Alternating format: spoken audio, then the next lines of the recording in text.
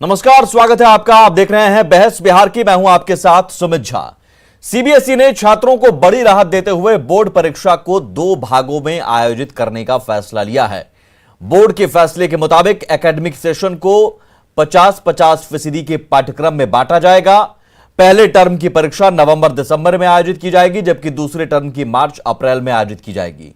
पहले टर्म में आयोजित होने वाली परीक्षा 90 मिनट की होगी और उसका जवाब OMR शीट पर देना होगा, जबकि दूसरे टर्म की परीक्षा 2 घंटे की होगी। यह सब्जेक्टिव होगी। कक्षा 9 और 11 की इंटरनल असेसमेंट पहले की तरह ही होंगे। सवाल है कि नए पैटर्न में इस बदलाव से बेहतर होगा भविष्य। इसी सवाल पर आज बड़ी बहस, लेकिन उससे पहले जान लीजिए इस नए पैटर्न, नए बदलाव की बड़ी बातें क्या हैं, वो खास बड़ी बातें। पहली बड़ी बात, पहले टर्म की परीक्षा नवंबर-दिसंबर 2021 में होगी। दूसरे टर्म की परीक्षा मार्च-अप्रैल 2022 में होगी। हर टर्म में 50-50% सिलेबस कवर होगा, यानी सिलेबस भी घटाए गए हैं। परीक्षाओं में बहुविकल्पीय वस्तुनिष्ठ प्रश्न होंगे, यानी ऑब्जेक्टिव प्रश्न होंगे।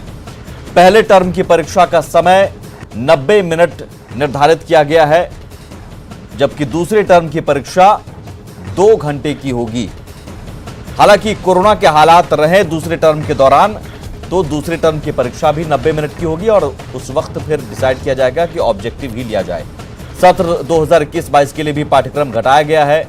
परीक्षा ऑनलाइन ऑफलाइन मोड में घर से ही देने की सुविधा होगी, लेकिन परिस्थिति के आधार पर दोनों टर्म की परीक्षा के आधार पर मार्कशीट तैयार किए जाएंगे। अब जान लीजिए कि इंटरनल असेसमेंट, आंतरिक मूल्यांकन कैसे होगा। आंतरिक मूल्यांकन प्रैक्टिकल परीक्षाओं के आधार पर होगा। प्रोजेक्ट वर्क को भी ज्यादा भरोसेमंद बनाने की कोशिश होगी। कक्षा 9-10 का आंतरिक मूल्यांकन भी किया जाएगा और इसके लिए 3 पीरियोडिक टेस्ट के आधार पर आंतरिक मूल्यांकन किया जाएगा। छात्र के ज्ञान और प्रोजेक्ट वर्क के आधार पर भी मूल्यांकन होगा। इसी तरह कक्षा 11 और 12 का आंतरिक मूल्यांकन भी होगा। टॉपिक, यूनिट टेस्ट, प्रैक्टिकल और प्रोजेक्ट रिपोर्ट के आधार पर मूल्यांकन किया जाएगा और सीबीएसई के पोर्टल पर यह मूल्यांकन का मार्कशीट अपलोड किया जाएगा। आंतरिक मूल्यांकन का सबूत डिजिटल फॉर्मेट में होगा। आंतरिक मूल्यांकन के मार्क्स जो हैं सीबीएसई पोर्टल पर अपलोड किए जाएंगे और इसके लिए स्कूलों को पोर्टल पर अपलोड करने की सुविधा दी जाएगी।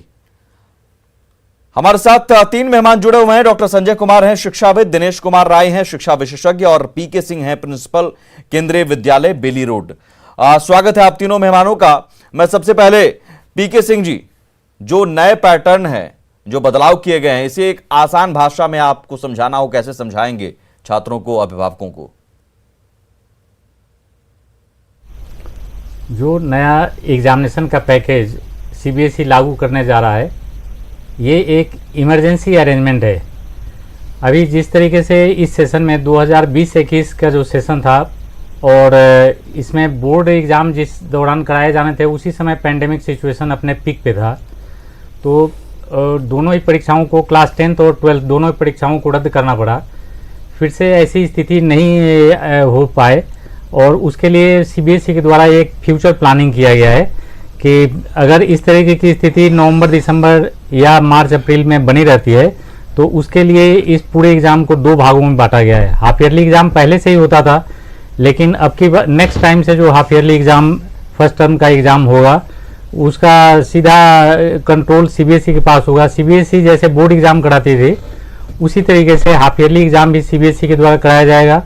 सीबीएसई क्वेश्चन पैटर्न वगैरह का प्लानिंग करेगा और सीबीएसई के द्वारा एक क्वेश्चन सभी स्कूल्स को भेजे जाएंगे, मार्किंग स्कीम भेजे जाएंगे और 50% का जो असेसमेंट है, वो बच्चों का असेसमेंट नवंबर-दिसंबर तक कंप्लीट कर लिए जाएंगे।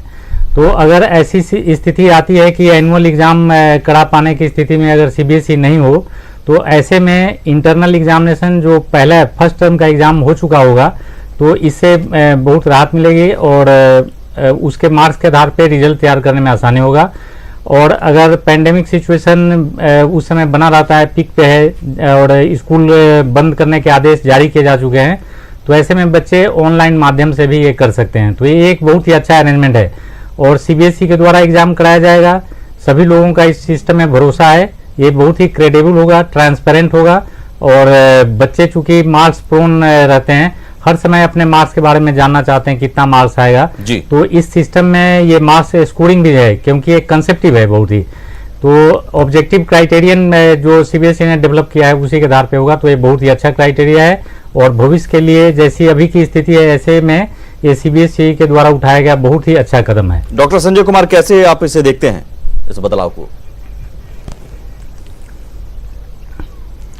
देखिए, है क्या कि ये सिचुएशनल चीजों को तय किया गया है कि अगर पेंडेमिक का स्थिति बनी रही, मान लिया जाए कि जिस तरह से अफ्रीका से, ब्राजील से, जर्मनी से वो डेल्टा प्लस वेरिएंट की बात आ रही है, जिस तरह से ये म्यूटेट कर रहा है, और अगर लगा कि अगर बच्चों के लिए उस समय तक पूरी तरह से वैक्सीनेशन नहीं हो पाया या बच्चे इम्यून नहीं हो पाए, तो उसके लिए कोई एक सब्स्टिट्यूट व्यवस्था क्या हो सकती है। तो 21-22 सेशन के लिए भी सीबीएसई ने एक व्यवस्था की है कि हम इस तरह से तैयार रहेंगे, स्कूलों को तैयार रहना होगा और इस तरह से हम लोग इसको एग्जाम ले लेंगे। अब नवंबर और दिसंबर में कहा गया कि ठीक है, जो सिलेबस के आधे पार्ट हैं तो 50% जो सिलेबस है उसका हम लोग एग्जाम ले लेंगे मल्टीपल चॉइस क्वेश्चन से, ओएमआर सीट से, और यहां तक तैयारी की गई है कि हम लोग एक दिन में ही इसका रिजल्ट बना करके दे देंगे। अगर मार्च में स्थिति ठीक रही, अगर कोई पैंडेमिक का सिचुएशन नहीं रहा, तब हम लोग 2 घंटे का सब्जेक्टिव एग्जाम लेंगे। तो ऑब्जेक्टिव और सब्जेक्टिव दोनों में अल्टरनेटिव है। अगर मार्च में स्थिति ठीक नहीं रही तो फिर हम ऑब्जेक्टिव ही लेंगे, या अगर स्थिति नवंबर दिसंबर में ठीक रही तो हम इसको एसेस करेंगे कि इस समय हम सब्जेक्टिव भी ले सकते हैं कि नहीं ले सकते हैं। तो सीबीएसई अल्टरनेटिव व्यवस्था के लिए इसको कर रही है। एक और नई चीज डाली है इस बार, जिसके आधार पर रिजल्ट तैयार करने की बात की जा रही है कि स्कूलों का जो 3 पीरियोडिक टेस्ट होगा, तो अगर उनका जो इंटरनल ये असेसमेंट होगा, पहले उसको अपलोड नहीं किया जाता था, सीबीएसई को नहीं भेजा जाता था, वो स्कूल अपने पास रखता था। इस बार है कि अगर सिचुएशन ऐसी बनी कि ना हम नवंबर दिसंबर में एग्जाम ले पाए, ना मार्च में ले पाए, तो हो सकता है कि सब्स्टिट्यूट के तौर पर स्कूल ने जो इंटरनली असेस किया, जो प्रोजेक्ट वर्क पर, प्रैक्टिकल पर या जो पीरियोडिक टेस्ट पर, तो हम उसको भी एक आधार बना सकते हैं रिजल्ट के लिए। तो ठीक है, एक अच्छी बात है कि अगर लग रहा है कि कहीं 5th वेव आ रहा है, कहीं 4th वेव आ रहा है, भारत में भी 3rd वेव की बात चल रही है, बच्चे अभी तक वैक्सीनेटेड नहीं हुए हैं, तो सीबीएसई इसके लिए पहले से अपने को तैयार कर रही है कि ये विकल्प हमारे सामने होंगे। बच्चों को भी मेंटली तैयार रहना होगा कि बच्चे जो हैं ऐसा नहीं कि अब अलूफ हो जाएं कि जिस तरह से इस बार कुछ किया गया अगली बार भी ऐसा ही कुछ होगा। नहीं, 2 ही परीक्षा ली जाएगी, लेकिन दोनों परीक्षा सीबीएसई बोर्ड द्वारा ली जाएगी। पहले एक फाइनल परीक्षा ही सीबीएसई बोर्ड लेती थी, अब कहा गया कि नहीं, जो 2 पार्ट में बांटा जाएगा, दोनों परीक्षाओं का क्वेश्चन पेपर और उसका असेसमेंट, ऑब्जर्वर, सेंटर का डिसीजन, ये सारा कुछ सीबीएसई करेगी। और बच्चों को अब मान लिया जाए कि ऐसी स्थिति रही कि वो बच्चे सेंटर पर नहीं जा सकते हैं या ऑफलाइन की स्थिति नहीं बनती है, तो ऑनलाइन एग्जामिनेशन लिया जाएगा और अल्टरनेटिव रहेगा सीबीएसई के पास कि कौन सी परीक्षा को वो समझती है कि हमने बड़ा फेयर तरीके से लिया, जिसके आधार पर हम बच्चों का डिसाइड करेंगे कि उनका क्या होना चाहिए, कैसे हम उनका रिजल्ट तैयार करेंगे। तो ठीक है, अगर पेंडेमिक को देखते हुए, और अभी बहुत कुछ इस वायरस के बारे में प्रेडिक्ट नहीं किया जा सकता है कि बस अब वैक्सीनेशन का दौर चला गया, 70% लोग जो हैं वो हर्ड इम्यूनिटी में आ गए और अब इससे लोग प्रभावित नहीं होंगे, कुछ भी संभावना है। अब दिल्ली और पटना की बात मैं बताऊं कि पटना के एम्स में जब बच्चों का सीरोलॉजिकल टेस्ट किया गया तो बिना वैक्सीनेशन के ही देखा गया कि 60% बच्चे जो थे उनके अंदर में एंटीबॉडी बना हुआ था। दिल्ली में 55% एंटीबॉडी बना हुआ था, जबकि अभी तक वैक्सीनेशन नहीं हुआ है। तो अगर कोई भी कंडीशन होगा, उसके लिए अगर सीबीएसई एक अरेंजमेंट करके स्कूलों को अवेयर कर रही है, पेरेंट्स को अवेयर कर रही है, बच्चों को अवेयर कर रही है कि हम हर अल्टरनेटिव के लिए तैयार रहेंगे, लेकिन आपको पढ़ना पड़ेगा, तैयारी करनी पड़ेगी, उसके लिए मेंटली आप तैयार रहेंगे। हम ऑब्जेक्टिव और सब्जेक्टिव दोनों के माध्यम से एसेस करेंगे। स्कूल भी जो इंटरनल असेसमेंट करेगा वो बोर्ड के पास उसके रिकॉर्ड होंगे, उसके आधार पर भी हम चीजों को तय करेंगे। तो मैं समझता हूं कि एक अच्छी व्यवस्था है और ये पहले से तैयार है बोर्ड, इसलिए इसका हमको लगता है कि सकारात्मक प्रभाव विद्यार्थी पर, स्कूल पर और अभिभावकों पर पड़ेगा। दिनेश कुमार राय जी, लेकिन जुलाई का वक्त है, नवंबर दिसंबर में एग्जाम लेने की बात हो रही है, स्कूल बंद रहे, क्या छात्रों पर कोई दबाव आप मानते हैं? मैं ऐसा नहीं समझता हूं कि ज़्यादा कुछ दबाव हो पाएगा, क्योंकि ऑनलाइन पढ़ाई तो होती रही है और जो नवंबर दिसंबर में फर्स्ट टर्म के रूप में जो एग्ज़ाम होगा वो मल्टीपल चॉइस क्वेश्चंस होंगे। उसमें जो क्वेश्चंस होंगे वो रियल लाइफ से जुड़े हुए क्वेश्चंस होंगे। तो जो पढ़ाई कराई गई है ऑनलाइन, बच्चे जिस तरह से स्टडी किए हैं, क्वेश्चंस भी उसी तरह, उसी पैटर्न पर हैं और ये वक्त की ज़रूरत रह गई है, क्योंकि कोविड-19 के कारण पूरे विश्व में, न सिर्फ भारत में बल्कि पूरे विश्व में जो पढ़ाई है उसका पैटर्न बदलता जा रहा है और ऐसा करना इस समय की ज़रूरत है। ऐसा करके हम अपडेट रहेंगे और एक नया रास्ता हम निकालेंगे। तो सीबीएसई ने इस तरह का पैटर्न बनाया कि 90 मिनट्स का मल्टीपल चॉइस क्वेश्चंस, जिसमें रियल लाइफ से जुड़े हुए, केस स्टडी से जुड़े हुए क्वेश्चंस होंगे और कुछ पिछले पैटर्न से जुड़े हुए भी क्वेश्चंस होंगे, short answer, long answer questions भी होंगे। तो इस तरह से पैटर्न बनाया है। जुलाई का समय है और एग्जामिनेशन नवंबर में होगा, तो जुलाई तक ऐसा नहीं है कि बिल्कुल कुछ पढ़ाई नहीं हुआ है। स्कूलों में ऑनलाइन क्लासेज हुए हैं, जूम ऐप के माध्यम से क्वेश्चंस ये पढ़ाई कराया गया है। कई विद्यालयों में गूगल फॉर्म के माध्यम से पढ़ाई किया गया है। विद्यार्थी भी काफ़ी इंटरेस्ट लेकर के पढ़ते गए हैं, क्योंकि उन्हें भी पता है कि अब यही एग्जामिनेशन का नया तरीका होगा और इसी तरह से पढ़ाई होगी। विद्यार्थी भी इस भरोसे नहीं है कि स्कूल खुलेगा और टीचर आमने सामने पढ़ाएंगे, ऐसा जरूरी नहीं है। विद्यार्थियों को ये पता हो गया है कि ऑनलाइन पढ़ाई के माध्यम से ही तैयारी करनी है। तो काफ़ी कुछ तैयारी विद्यार्थियों ने किया है और कुछ टाइम अभी बच रहा है, उसमें तैयारी करेंगे। और नवंबर दिसंबर में पहला फर्स्ट टर्म का एग्जामिनेशन होगा, जिसमें सीबीएसई अपने सुपरविजन में जो स्कूल होगा उसी को सेंटर बना करके एग्जामिनेशन लिया जाएगा और इस तरह से फर्स्ट टर्म का एग्जामिनेशन होगा और सेकंड टर्म जो होगा वो मार्च अप्रैल के लगभग में होगा। ठीक है, तो ज़्यादा कुछ अंतर मुझे नहीं लगता कि पीके सिंह जी, अब सवाल सिलेबस को लेकर है। अब छात्रों की तैयारी कैसी हो यहाँ से, अब जो एग्जाम पैटर्न, क्योंकि यही पैटर्न हम मानकर चले, परिस्थिति बाद में जो भी हो, लेकिन हम फिलहाल तो यही पैटर्न मानेंगे। तो 50% सिलेबस के आधार पर ऑब्जेक्टिव क्वेश्चन होंगे। पहले फर्स्ट टर्म की बात करें तो फर्स्ट टर्म की तैयारी कैसी हो? बच्चों के हिसाब से बहुत ही बेहतर है अभी की स्थिति में।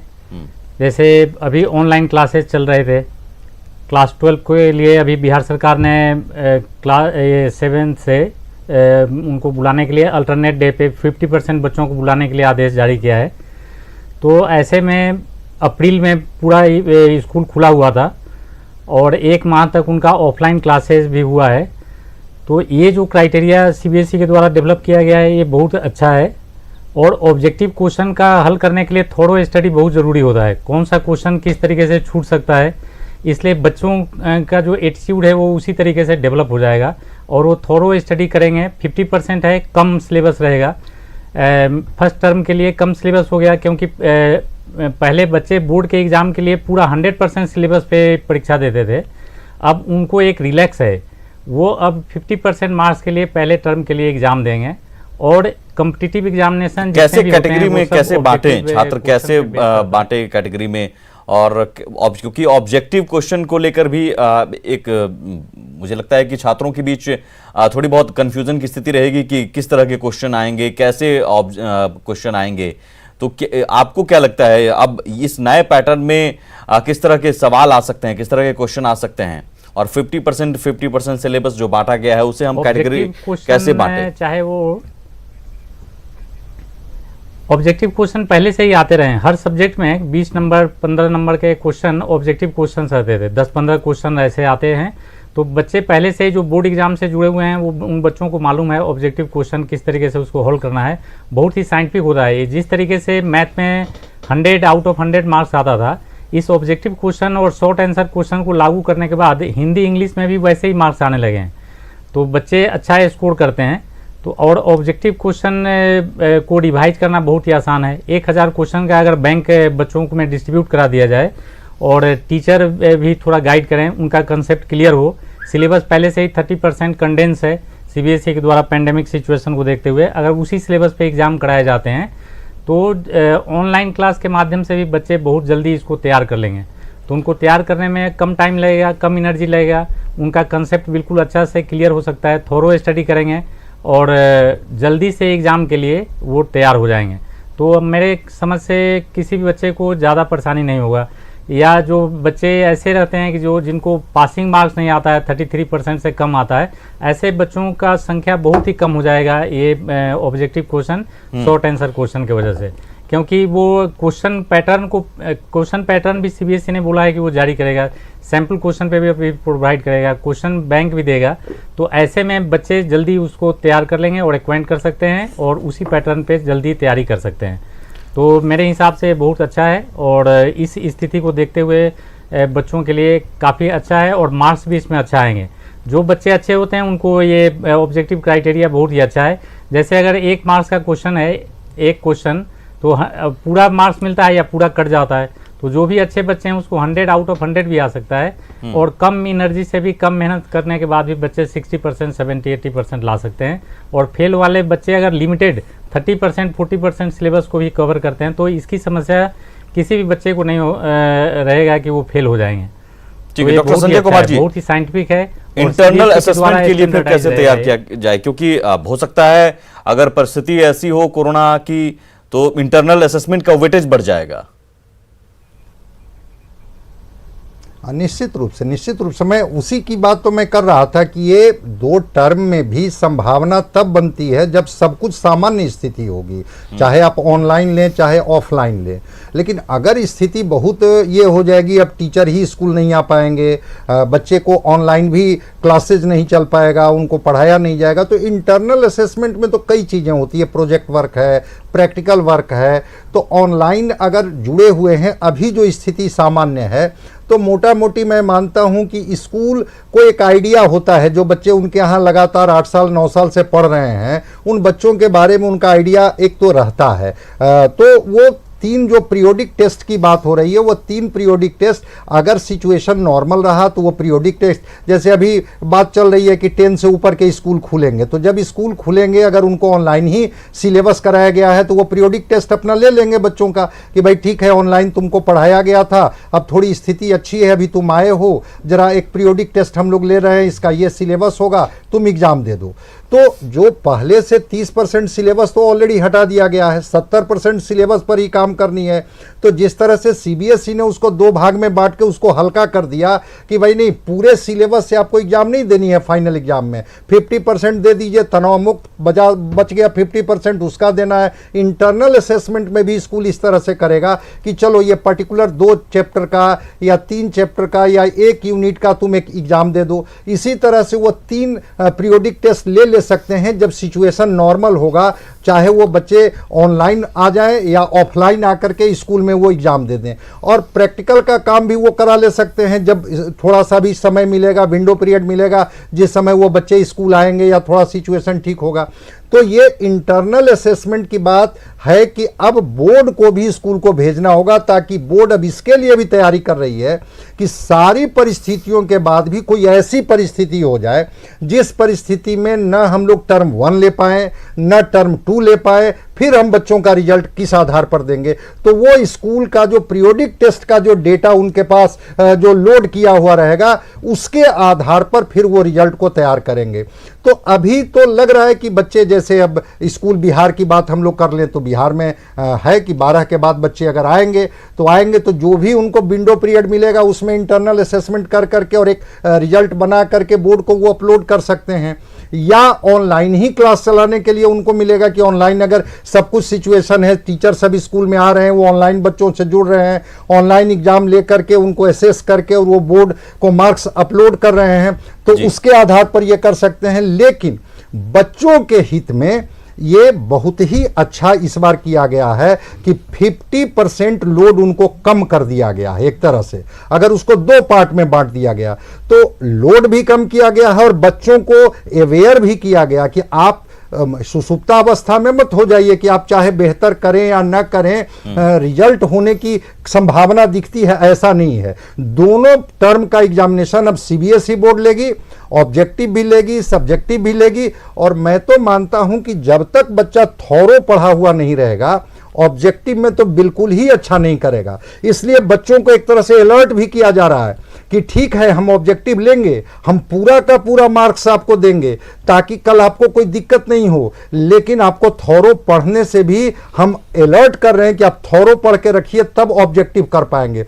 एक और इसमें मैं बता रहा हूं कि मार्च में भी इसकी संभावना है कि अगर उस समय सिचुएशन ठीक नहीं रहा तो मे भी मार्च में भी सब्जेक्टिव ना लेकर के 120 मिनट का जो सब्जेक्टिव की बात चल रही है उस समय भी ऑब्जेक्टिव ही ले लिया जाएगा और उसी आधार पर फिर उनको एसेस करके रिजल्ट। तो अगर इस नवंबर में भी ऑब्जेक्टिव हुआ, मार्च में भी ऑब्जेक्टिव हुआ, तो बच्चों की जिम्मेवारी बढ़ जाती है, टीचर की जिम्मेवारी बढ़ जाती है कि या तो बच्चा बहुत अच्छा करेगा या फिर बच्चे का रिजल्ट परिणाम प्रभावित हो जाएगा। ऐसे में वही सवाल, ऐसे में सवाल है वही संजय दिनेश जी, ऐसे में सवाल है कि देखिए बच्चों के सामने अब 3 लक्ष्य हैं, इंटरनल असेसमेंट, ऑब्जेक्टिव और सब्जेक्टिव। तीनों के लिए खुद को प्रिपेयर करना होगा क्योंकि तीनों के आधार पर रिजल्ट हो सकता है। अगर कोरोना परिस्थिति रही नवंबर दिसंबर में भी और मार्च अप्रैल में भी, तो हो सकता है इंटरनल असेसमेंट इतना महत्वपूर्ण हो जाए जिसका वेटेज और जिसके आधार पर रिजल्ट निकले। बहुत छात्र इंटरनल असेसमेंट को बहुत हल्के में लें, लेकिन इंटरनल असेसमेंट ही रिजल्ट का आधार बन सकता है। तो ऐसे में बच्चों को अभी से कैसे प्रिपेयर करना होगा और तीनों लक्ष्य को लेकर कैसे तैयारी करनी होगी, इंटरनल असेसमेंट के लिए भी, ऑब्जेक्टिव के लिए भी, सब्जेक्टिव के लिए भी? बिल्कुल, इंटरनल असेसमेंट तो टीचर से जो स्टूडेंट जुड़े हुए हैं, स्कूल में से जो विद्यार्थी जुड़े हुए हैं, इस आधार पर उनको रेगुलर इन्फॉर्मेशन मिल रही है, किस तरह से पढ़ाई हो रही है, रेगुलर पढ़ाई हो रही है, रेगुलर टेस्ट हो रहे हैं, चाहे वो जूम ऐप हो, गूगल फॉर्म हो। तो इंटरनल जो टेस्ट है वो टीचर स्टूडेंट्स जो आपस में जुड़े हैं इस आधार पर होगा। अब रह गई मल्टीपल चॉइस क्वेश्चंस जो होंगे नवंबर दिसंबर में, जो फर्स्ट टर्म में होंगे, उसमें भी विद्यार्थियों के पास बहुत कुछ है। मल्टीपल चॉइस क्वेश्चंस की प्रैक्टिस बहुत ज़्यादा की जा सकती है। बच्चे अगर सेल्फ स्टडी भी करें और रेगुलर प्रैक्टिस करें तो प्रत्येक दिन, जैसा कि मैं स्कूलों में जैसे पढ़ाता हूं तो इस तरह से देख रहा हूं कि प्रत्येक दिन 200 से अधिक क्वेश्चन ऑब्जेक्टिव टाइप की प्रैक्टिस कराई जा सकती है। इसमें objective type multiple choice questions की प्रैक्टिस करते समय विद्यार्थियों को ये ध्यान रखना होगा कि क्वेश्चंस जो होंगे वो नॉलेज बेस्ड क्वेश्चंस हो सकते हैं। पढ़ाई करते समय उन पर विशेष ध्यान दें। हु, व्हाट, व्हेन, वेयर इत्यादि से जुड़े हुए जो क्वेश्चंस हैं, इससे पूछे जाने वाले क्वेश्चंस हैं, वो हो सकते हैं। नॉलेज बेस्ड क्वेश्चंस हो सकते हैं, रीजन बेस्ड क्वेश्चंस हो सकते हैं, वाई से जुड़े हुए, कारण बताते हुए, और प्रोसेस बेस्ड क्वेश्चंस हो सकते हैं। तो इसमें ऑब्जेक्टिव टाइप क्वेश्चंस में, मल्टीपल चॉइस क्वेश्चंस में विद्यार्थियों के पास ये होता है कि अगर उन्होंने पढ़ाई की है, कुछ बातें दिमाग से उतर रही हैं, तो ऑप्शन जो होंगे उन्हें देख करके वो ध्यान आ जाएगा, अच्छा इसका आंसर ये हो सकता है। तो और इसके तरीके हैं, इसके प्रैक्टिस रेगुलर कराने पर विद्यार्थी, मैं समझता हूं कि कम समय में ज़्यादा कुछ कर सकते हैं। दूसरी बात, मल्टीपल चॉइस क्वेश्चंस में एक बात और है कि ज़्यादा क्वेश्चंस पूछे जा सकते हैं। विद्यार्थी ने कितना तैयारी किया हुआ है, उसकी एक्सेस कितनी है, ये बात मल्टीपल चॉइस क्वेश्चंस में निकल करके आएगा। जो विद्यार्थी ज़्यादा पढ़ाई किया होगा वो ज़्यादा अंक अर्जित किया कर सकता है। इसके साथ साथ क्वेश्चंस के जो पैटर्न होते हैं, तरीके होते हैं, जिस तरह से क्वेश्चंस पूछे जाते हैं, खास तौर पर रियल लाइफ को जोड़ करके जो क्वेश्चंस पूछा जाता है, जो बच्चों को सोचने के लिए भी विवश कर देता है, मैं समझता हूं कि ये बात हमारे विद्यार्थियों को फ्यूचर के लिए तैयार करेगी, जिससे वो आगे के समय में इस तरह के अपने आप को ढाल पाएंगे, जिससे वो कॉम्पिटिटिव एग्जामिनेशन के लिए तैयार हो सकेंगे। जैसे एसएससी होता है या जो हमारा यूपीएससी एग्जामिनेशन लेता है या यूजीसी जो एग्जामिनेशन लेता है, तो बच्चे उसके लिए शुरू से ही तैयार रहेंगे। और अगर मान लीजिए किसी कारण से स्कूल में जाकर के वो एग्जामिनेशन नहीं दे पाए, तो वैसी स्थिति में वो ऑनलाइन एग्जाम भी दे सकते हैं। पीके जी, इसके लिए पीके सिंह जी, मैं आखिरी सवाल, समय कम है। अब बच्चों के लिए तो हमने बहुत सारी बातें की, लेकिन सवाल अब शिक्षकों के लिए भी है। शिक्षक कैसे इस नए पैटर्न के मुताबिक बच्चों को तैयार करेंगे, और अभिभावक का भी रोल एक अहम है, क्योंकि बच्चे घर पर ही हैं ज्यादातर समय में।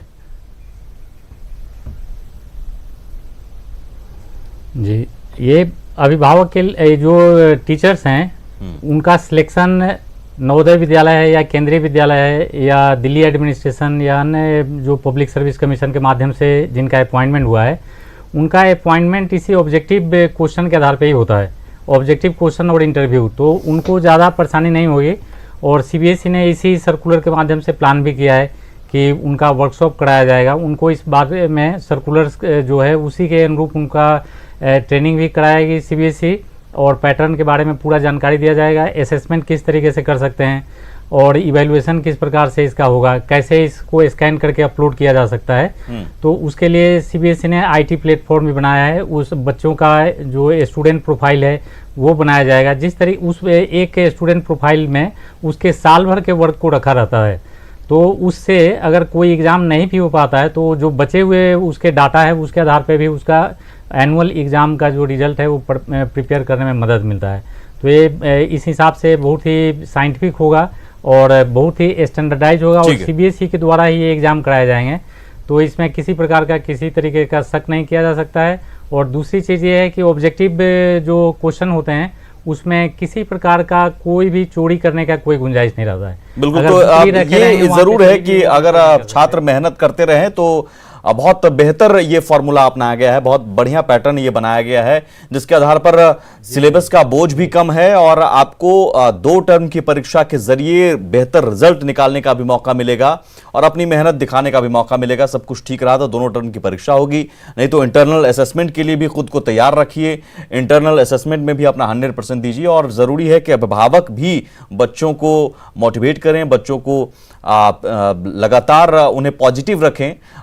लगातार जरूरी है कि बच्चों को तनाव से दूर रखें और इस परीक्षा का दबाव न पड़ने दें कि अब ये कैसी परीक्षा है, क्या क्वेश्चन आएंगे। अब जरूरी है कि टीचर और अभिभावक लगातार बच्चों से बात करते रहें और इस परीक्षा के लिए तैयार करें। बहुत शुक्रिया आप तीनों मेहमानों का हमारे साथ जुड़ने के लिए। आप देख रहे थे बहस बिहार की। नमस्कार।